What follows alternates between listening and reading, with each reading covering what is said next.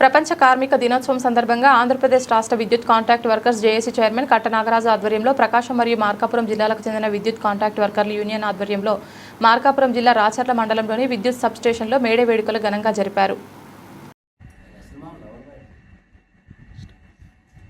కట్ట నాగరాజు, ఆంధ్రప్రదేశ్ విద్యుత్ contract employees union రాష్ట్ర ప్రధాన కార్యదర్శి. అందరికీ మేడే శుభాకాంక్షలు. ఈరోజు రాష్ట్ర వ్యాప్తంగా ఈ యొక్క విద్యుత్ సంస్థలైనటువంటి ఏపీ జెన్కో ట్రాన్స్పోర్ట్ డిస్కామ్ కంపెనీల్లో దాదాపు 25,000 మంది కార్మికులు సంస్థలో పనిచేస్తున్నారు అవుట్సోర్సింగ్ విధానంలో. అవుట్సోర్సింగ్ విధానం అనేటువంటి కేవలం ఒకే ఒక కారణంతో కార్మికులకి రావాల్సినటువంటి ఏ బెనిఫిట్ కూడా కార్మికులకు చేరటం లేదు.